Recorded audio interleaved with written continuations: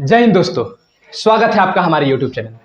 आशा करते हैं आप स्वस्थ होंगे, मस्त होंगे और अपने अपने घरों में पढ़ रहे होंगे। तो जैसा कि आपको पता है कि हमने आपके लिए कल इलेक्ट्रिक करंट को शुरू किया था, मतलब कल नहीं, पिछले वीडियो में हमने इलेक्ट्रिक करंट को शुरू किया था। इलेक्ट्रिक करंट में हमने रेजिस्टिविटी तक किया था। रेजिस्टिविटी के आज आगे हम अपनी क्लास को आगे बढ़ाएंगे और आगे बढ़ा के एक एक चीज को समझने का प्रयास करेंगे। तो आइए हमारे साथ जुड़िए हमारे चैनल में, हमारे चैनल को सब्सक्राइब करिए। ये हमारा चैनल है, ये मेरा चैनल है, आपका चैनल है, हमारे दोस्तों का चैनल है, आपके लिए चैनल है।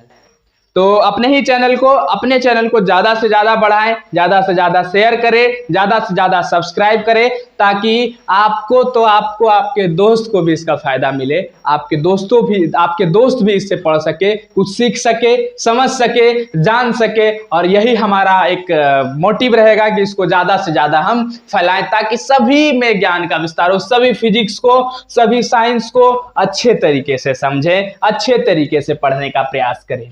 तो चलिए बिना किसी देरी के साथ आज के क्लास को शुरू करते हैं। और सबसे पहला आज जो हम शुरू करेंगे वो कुछ अलग तरीके से ओम्स लॉ को समझने का प्रयास करेंगे। और सबसे पहला टॉपिक हमारा होगा ओम्स लॉ। और ओम्स लॉ को शुरू करने से पहले हम कुछ चीज को आपको बताना चाहते हैं। ओम्स लॉ को शुरू करने से पहले हम पोटेंशियल डिफरेंस को समझेंगे। What is potential difference?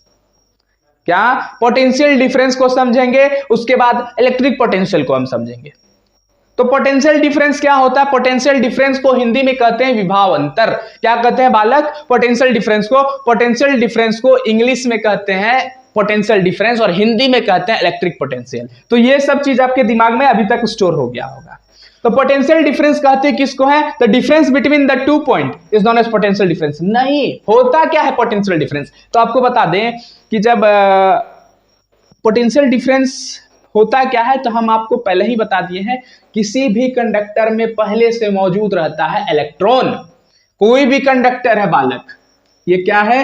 Conductor है। और इस कंडक्टर में पहले से मौजूद क्या रहता है? इलेक्ट्रॉन। क्या रहता है मौजूद? इलेक्ट्रॉन मौजूद रहता है कि नहीं रहता है? इलेक्ट्रॉन पहले से इसमें मौजूद रहता है। जब इलेक्ट्रॉन इसमें पहले से मौजूद होता है तो इलेक्ट्रॉन गमन कैसे करता है? इलेक्ट्रॉन चलता कैसे है? How electron moves in the conductor after giving switch. हट पगला, स्विच देते हैं तब तो होबे करेगा। स्विच देंगे तो इलेक्ट्रॉन का प्रवाह होगा। स्विच देने से क्या होता है? स्विच जैसे दिए, करंट उसमें से प्रवाह होगा, करंट उसमें से जाएगा, करंट उसमें से फ्लो होगा। और जब भी इसमें से करंट ऐसे करके गया, हर एक इलेक्ट्रॉन सावधान हो जाएगा, आ गया मेरा बॉस। अब जब आ जाएगा तो एक दूसरे से टकरा कर इधर से इधर जाएगा।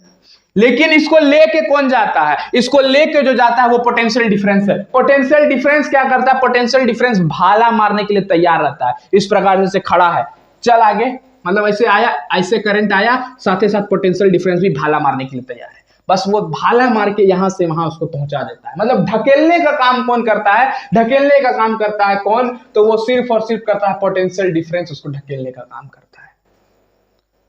तो सिर्फ और सिर्फ काम करता है कौन? करता है पोटेंशियल डिफरेंस काम करता है। तो what is potential difference? Potential difference होता है work done in moving a point charge from one point to another point is known as potential difference. आप बहुत अच्छे से समझ में आया। पोटेंशियल डिफरेंस समझ में आया? पोटेंशियल डिफरेंस एक ऐसा शब्द हम लोग बोलता है कि work done in moving a point charge from one point to another is known as potential difference. बच्चा कुछ नहीं समझ पाता है, समझो पहले। पोटेंशियल डिफरेंस का काम क्या है? भाला मारना। भाला मारना मतलब इन द सेंस कि वो ऐसे करके आया, इसमें मारा और यहां से इलेक्ट्रॉन की प्रवाह ऐसे करके इलेक्ट्रॉन को यहां से वहां पहुंचा दिया।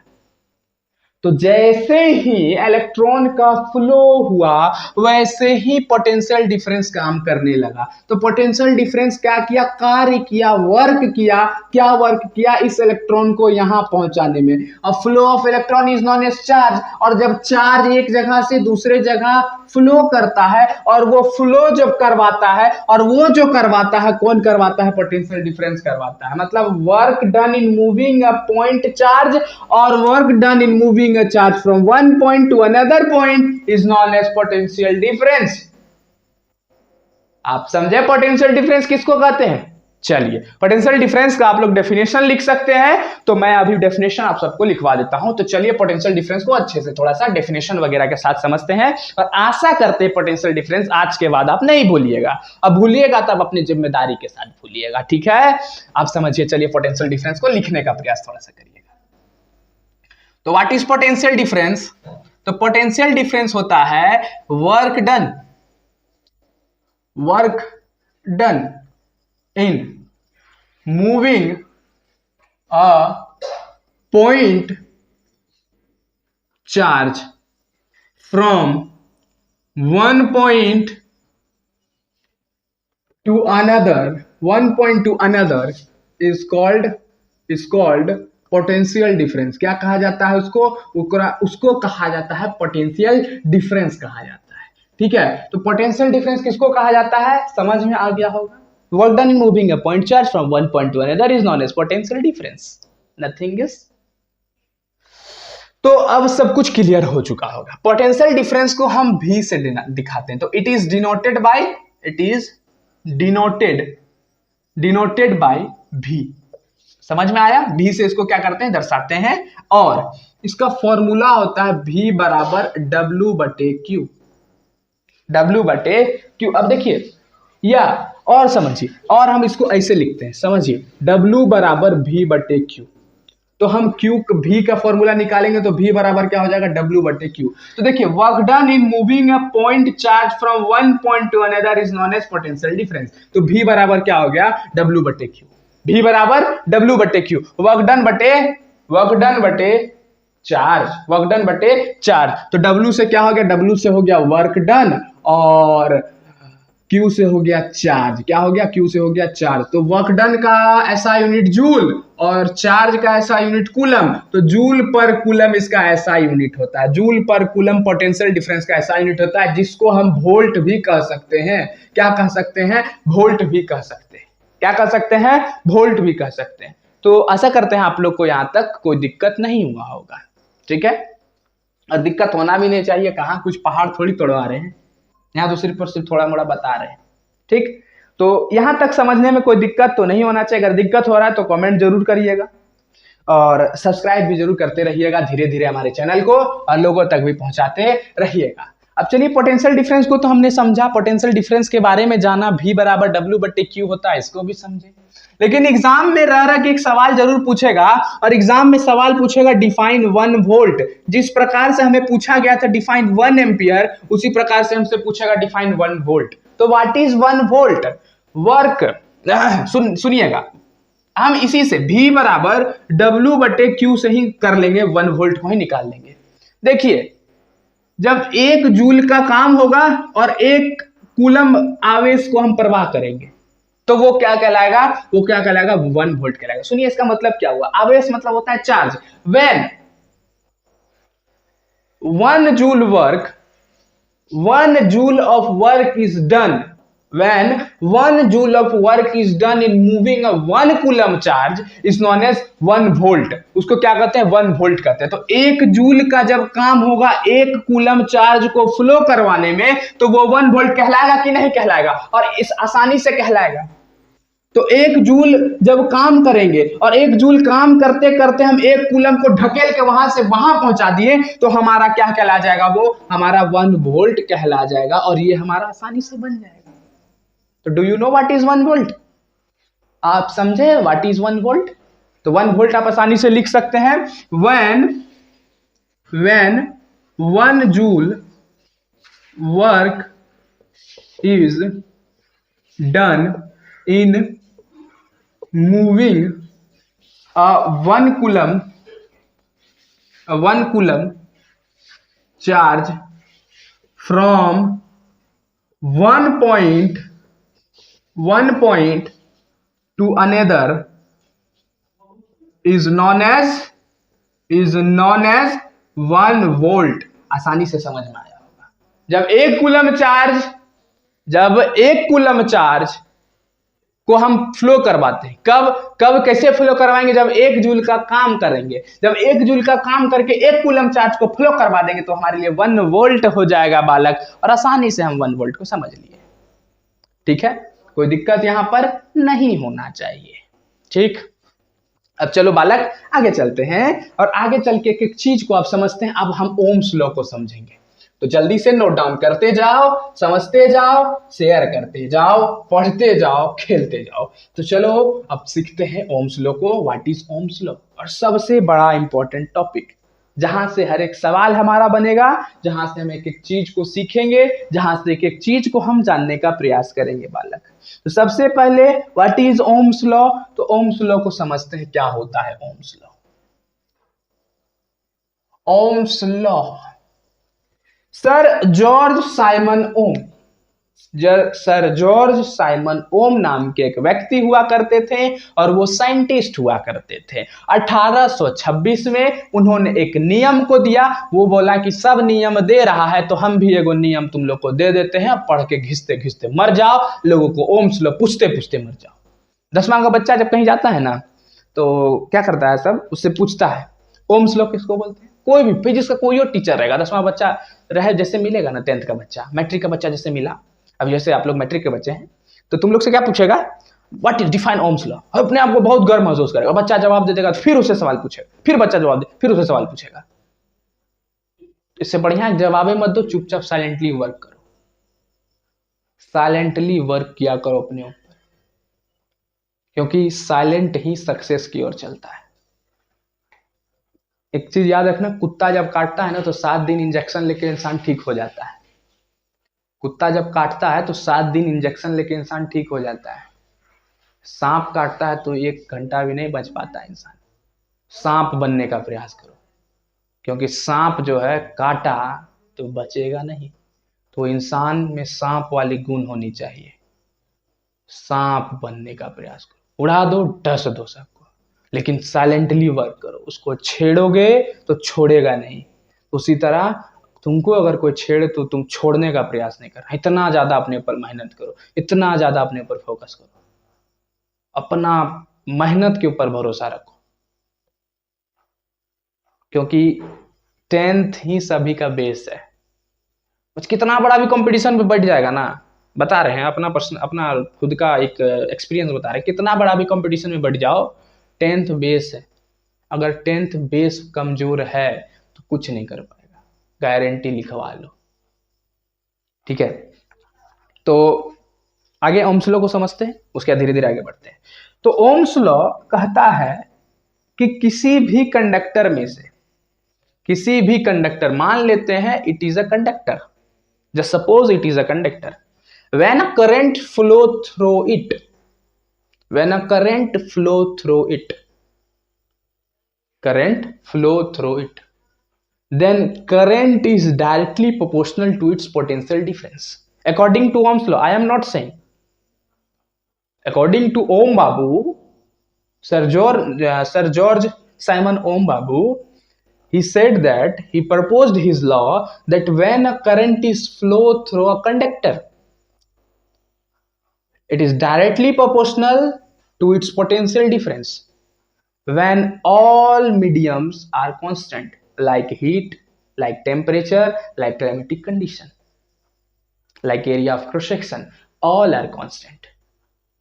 It means that किसी भी कंडक्टर में से जब इलेक्ट्रिक करंट प्रवाह होती है, इलेक्ट्रिक करंट चलती है, तो इस कंडक्टर में से मान लेते हैं इलेक्ट्रिक करंट चल रही है, तो इलेक्ट्रिक करंट पोटेंशियल डिफरेंस का क्या होगा, पोटेंशियल डिफरेंस का क्या होगा, इलेक्ट्रिक करंट पोटेंशियल डिफरेंस का डायरेक्टली प्रोपोर्शनल होगा। समझो बालक, क्या कहने का मतलब हुआ इसका? इसका कहने का मतलब यह हुआ कि electric current directly proportional to potential difference, मतलब पोटेंशियल डिफरेंस भी उतने भाला मारेगा जितने इलेक्ट्रिक करंट जाएगा। मतलब किसी भी कंडक्टर में से जब भी करंट फ्लो होगा तो पोटेंशियल डिफरेंस भी उतने भाला मारेगा, जितना मात्रा में इलेक्ट्रिक करंट आ रहा उतने मात्रा से भाला मारेगा कि चलो आगे भागो आगे। तो इसका मतलब electric current is directly proportional to potential difference, और ये सीधा सीधी ये भी कह सकते हैं potential difference is directly proportional to electric current, कह सकते। अब हमारा एक जन्मसिद्ध अधिकार है कि इसको हटाना, डायरेक्टली प्रोपोर्शनल के साइन को, और इसको हटाएंगे तो कुछ ना कुछ ये मांगता है, तो एक कांस्टेंट हमको देना पड़ता है। ये कांस्टेंट का प्रयोग किए जिसको हम कहते हैं रेजिस्टेंस। तो पोटेंशियल डिफरेंस V से I बराबर करंट और R बराबर क्या होता है रेजिस्टेंस। तो V बराबर IR जो होता है ये ओम्स लॉ का हिसाब से होता है। तो ओम्स लॉ को डेफिनेशन में बोले तो Ohm's law is defined as when a current is flow through a conductor when a current is flow through a conductor, then current is directly proportional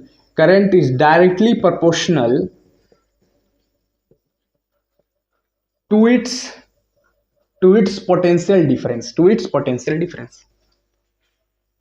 as all conditions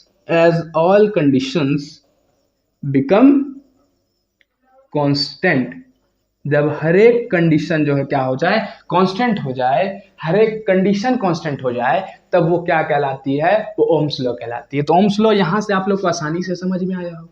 V बराबर IR, तो R का हम formula बोले से लिखवाएंगे बाद में, तो R बराबर V बटे I भी तो लिख सकते हैं बालक, आसानी से लिख सकते हैं कि नहीं लिख सकते हैं, और आराम से हम लोग लिख सकते हैं, कोई दिक्कत भी नहीं होगा। तो V बराबर IR से कोई समस्या, यहाँ से आपको सवाल कैसे देगा, आपको दे देगा करंट, आपको दे देगा पोटेंशियल डिफरेंस, आपको बोलेगा रेजिस्टेंस निकालिए, आपको दे देगा रेजिस्टेंस, आपको दे देगा करंट, आपको बोलेगा पोटेंशियल डिफरेंस निकालिए, आपको दे देगा रेजिस्टेंस, आपको दे देगा पोटेंशियल डिफरेंस, बोलेगा करंट निकालिए।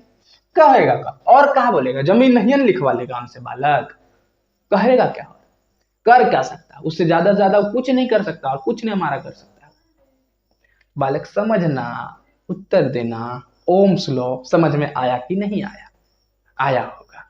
अब चलिए आगे चलते हैं, आगे चल के चीज को और अच्छे तरीके से समझते हैं, बारीकी से समझते हैं, ठीक है बालक। अब कहने का मतलब यह है कि हम ओम्स लॉ की बहुत बढ़िया तरीके से ओम्स लॉ को भी समझ लिए। अब ओम्स लॉ को जब समझ लिए तो कुछ ना कुछ अच्छा ही तरीका से और कुछ तरीके से ओम्स लॉ के आगे सीखेंगे। ओम्स लॉ से जब हम आगे बढ़ते हैं ना, ओम्स लॉ से जब हम आगे बढ़ते हैं तो सीखते हैं कनेक्शन को।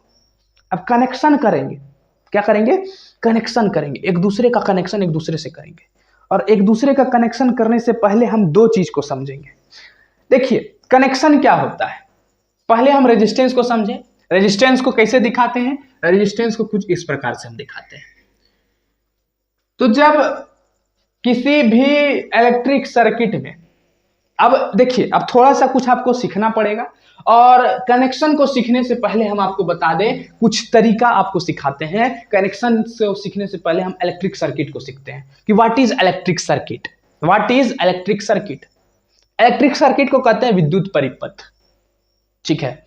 तो इलेक्ट्रिक सर्किट को क्या कहते हैं, इलेक्ट्रिक सर्किट देखिए कुछ इस प्रकार से होता है। मान लेते हैं ये क्या है, बल्ब है, और इस प्रकार से ये हमारा की है, ऑन है, और ये हमारा इसमें क्या लगा हुआ है, बैटरी लगा हुआ है, ठीक है।